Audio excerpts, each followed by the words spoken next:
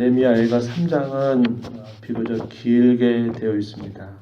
1장, 2장, 4장, 5장은 전체가 22절로 구성이 되어 있는 반면에 이 3장은 3배가 더 긴 66절로 이렇게 기록이 되어 있습니다.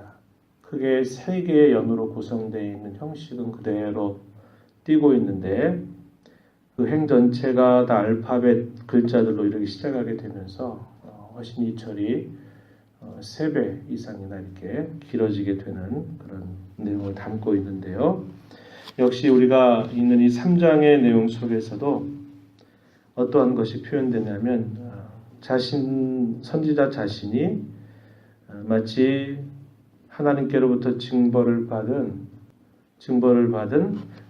예루살렘 혹은 유다와 자기를 동일시하면서 유다 나라가 당해 있는 그 고통의 현실을 자기의 고통으로 삼고 이렇게 그 고통을 호소하는 그러한 내용들이 길게 주어지고 있고요. 그런 고통과 현실 속에서 하나님 앞에 자신의 죄가 어떠한가 그 현실을 바라봤을 때 참으로 암담한 그런 아픔을 또 표현하면서 자신들의 죄와 허물들을 또 살펴보고 그러나 그런 상황들 속에서도 낙심으로 일관되는 게 아니라 그런 낮아진 자리에서 하나님의 은혜와 긍휼을 구하는 그 모습을 우리가 오늘 내용 속에서 살펴볼 수 있겠습니다. 오늘 우리가 읽은 이 19절 이하에 있는 말씀은 우리가 또 많이 들어보기도 했고 기억하고 있는 말씀, 이런 말씀에 해당이 될 것입니다. 한번 보시기 바랍니다. 19절 내 고초와 재난 곧 쑥과 담즙을 기억하소서. 내 마음이 그것을 기억하고 내가 낙심이 되오나. 자신이 그러한 현실들을 바라보면서 그의 마음이 참으로 낙심이 된다. 이렇게 표현하고 있습니다. 그런 모든 고통과 아픔의 현실들은 그저 상황이 그렇게 되었다기보다는 하나님께서 자기들을 그러한 처지로 하나님이 인도하셨다라는 것을 그가 알고 고백하고 있는 것입니다. 밝은 길을 따라서 걸어가지 못하고 마치 어둠 속에서 길을 잃고 찾지 못하는 그러한 처지라는 것을 말하고요. 하나님께 기도를 드려도 그 기도를 하나님이 듣지 아니하시는 것 같은 그런 마음을 그가 느끼고 있고 그가 가고자 하는 모든 길들을 하나님이 막으시는 것으로 그는 표현하기도 합니다. 많은 사람들이 자신들이 당해 있는 그 처지를 두고 조롱거리로 삼고 노랫거리로 만들어서 참으로 괴롭게 하는 그런 상황들도 펼쳐지고요.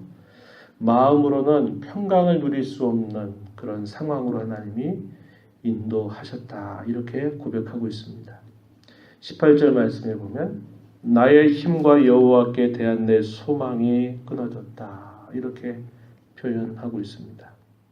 그러면서 우리가 읽었던 19절 말씀처럼 고초와 재난, 쑥과 담즙 이렇게 표현하면서 그것을 기억하고 내가 낙심이 된다. 이렇게 표현하고 있어요.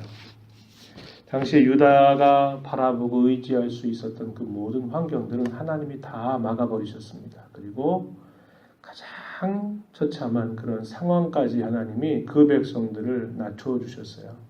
우리가 지난 한 달 반 정도 동안 욥기의 말씀을 읽었었죠. 욥이 당했던 그런 고난의 내용들을 우리가 살펴봤는데 그 내용은 가장 낮아진 자리까지 그 어떤 것을 바라보고 의지할 수 없을 정도까지 사람을 하나님이 낮추시기도 하는 겁니다. 낮추시는 것은 그 자체가 목적이 아니라 상황적으로 가장 낮아진 그런 자리에서 그의 심령이 참으로 겸비해서 오직 다른 것들을 바라보지 않고 하나님만 바라보게 하시려고 하는 뜻이 있음을 우리가 살펴보았는데 유다 나라가 끝까지 뭘 바라보고 의지하냐면 주변을 기웃거리고 누가 나를 돕지 않겠는가 하면서 하나님을 찾지 않고 여전히 자신들을 찾고 상황을 기대고 하는 일들이 있다 보니까 하나님께서 그들을 철저하게 낮추어 버리신 겁니다. 왜냐하면 그렇게 낮아진 그런 상황 속에서 그들의 마음이 겸비함을 회복해야 되고, 그러한 겸비함이 있게 될 때 하나님은 그분의 새로운 역사를 펼쳐가시기 때문임을 우리는 볼 수 있는 것입니다. 뭐라고 선지자가 말합니까? 자, 21절 보면 이것을 내가 내 마음에 담아 두었더니 그것이 오히려 나의 소망이 되었다. 이렇게 고백합니다. 고초와 재난, 쑥과 담즙을 생각할 때는 내 마음이 낙심이 된다. 이렇게 표현하지만 그것을 자기의 마음속에 담아 두었더니 그것이 오히려 자기에게 소망이 되었다. 이렇게 고백합니다. 바울 사도도 그런 일이 있었죠. 자신이 육체의 질고와 아픔을 가지고 있어서 복음을 전한 일들의 이것이 방해가 되겠다 생각해서 하나님 이런 고초, 이런 고통을 낫게 해주신다면 더 주의 나라를 위해서, 주의 복음을 위해서 더 제가 잘 감당할 수 있을 텐데 하나님 치유해 주시옵소서, 긍휼히 여겨 주시옵소서 이렇게 3번이나 주께 간구하였다 그럽니다. 그런데 뭐라고 말씀하죠? 내 은혜가 내게 족하다 이렇게 말씀하시면서 내가 약할 그때가 곧 강하다라고 말합니다. 사람이 자기의 손을 쓰고 자기의 힘을 쓰고 하는 것들이 없는 것이 오히려 하나님의 능력을 힘입는 그런 자리가 되기 때문에 내가 약할 그때가 곧 강하다 이렇게 고백한 것과 아주 비슷한 그런 선지자의 고백임을 우리가 알 수 있습니다. 그래서 하나님은 때때로 우리의 마음의 겸비함을 배우게 하시고 그것을 회복하게 하시기 위해서 우리의 상황을 바닥까지 낮추시게 하실 때가 있다는 겁니다. 근데 그것은 겉으로 볼 때는 우리에게 참으로 아프고 힘겨운 일이지만 그러나 그것 속에서 우리의 마음이 참으로 낮아지게 될 때 거기로부터 진정한 소망이 움터나고 있다는 것을 우리는 볼 수 있다는 겁니다. 그가 소망이 되었다고 고백하는 그의 말 속에서 그가 뭘 바라보면서 소망하느냐? 하나님의 모습, 하나님의 성품을 그가 바라보면서 그것이 자신에게 소망이 되었다. 이렇게 고백합니다. 22절 보세요. 여호와의 인자와 긍휼이 무궁하심으로 우리가 진멸되지 아니함이니이다. 23절에 이것들이 아침마다 새로우니 주의 성실하심이 크시도소이다. 이렇게 말합니다. 다른 것을 바라볼 수 없는 거예요. 오직 하나님의 불쌍히 여기심, 긍휼하심, 인자, 하나님께서 그분의 거룩한 이름을 두고 약속하신 변함없는 사랑, 그 사랑을 생각하고 그분의 긍휼하심을 바라보면서 그 안에서 그가 아침마다 그 하나님의 인자와 긍휼이 새롭고 주님의 성실하심이 참으로 큼을 그 자리에서 발견하면서 그것이 자기에게 소망이 되었다. 이렇게 고백하고 있는 것입니다. 하나님 어떤 분이신가? 겉으로는 우리를 징계하실지라도 기다리고 구하는 영혼들을 향해서 끊임없이 선을 베푸시는 분이심을 고백합니다. 25절에 그렇게 표현하죠. 또 뭐라고 말합니까? 31절로 33절 말씀에 가서 보면 이는 주께서 영원하도록 버리지 아니하실 것임이며 그가 비록 근심하게 하시나 그의 풍부한 인자하심에 따라 긍휼히 여기실 것임이라. 주께서 인생으로 고생하게 하시며 근심하게 하심은 본심 본래의 마음이 아니시로다. 이렇게 말합니다. 부모가 자녀가 잘 되도록 그 자녀가 잘못된 길에서 돌이키게 하기 위해서 때때로 매를 들고 때때로 무섭게 그 자녀를 대하게 되는 것은 부모가 그 자녀를 사랑하지 않기 때문이 아니라 그렇지 않고는 그의 못된 것이 고쳐지지 않기 때문에 거세게 나가는 겁니다. 그거는 자녀를 뭐하기 위한 것이죠? 자녀를 바르게 세우기 위해서, 올바른 사람이 되게 하기 위해서 하는 그런 목적을 두고 그렇게 하는 것이죠. 하나님께서 우리의 바닥을 치게 하신다 이렇게 할 때는 거기까지 우리의 마음을 낮추시면서 우리로 하여금 하나님이 진정으로 우리의 진정한 도움이 되시는 것을 그들로 알게 하시기 위함이다. 그래서 겉으로 고생하게 하고 근심하게 하는 것은 하나의 수단이지 그것이 하나님의 본래 가지고 계신 마음이 아니다. 이렇게 그는 고백하고 있다라는 겁니다. 그러면서도 하나님을 향해서 자기의 주어진 처지에 대해서는 원망하거나 불평할 수 없음을 그대로 고백하고 있어요. 37절 주의 명령이 아니면 누가 이것을 능히 말하여 이루게 할 수 있으랴. 화와 복이 지존자의 입으로부터 나오지 아니하느냐. 살아있는 사람은 자기 죄들 때문에 벌을 받나니 어찌 원망하랴. 뭘 표현합니까? 자신들이 이렇게 되는 것은 하나님이 우리에게 이러한 벌을 주신 것이지만 이것이 하나님을 원망할 만한 일이 아니라 우리 스스로가 범한 그 죄 때문에 자초한 일임을 고백하고 있는 것입니다. 이러한 태도는 예레미야서 1장에서도 선지자는 계속 말해요. 우리가 하나님 앞에 범한 죄가 많고 하나님 앞에 지은 죄가 크기 때문에 우리가 이런 일을 당했다고 고백하고 이런 일을 당한 것은 마땅한 일로 알고 감당해야 될 일로 고백하고 있는 것을 우리는 확인할 수 있습니다. 그래서 하나님을 원망하는 게 아니라 화와 복은 하나님께로부터 오는 것이긴 하지만 화가 주어지는 것은 죄 때문임을 분명하게 고백하고 있다는 겁니다.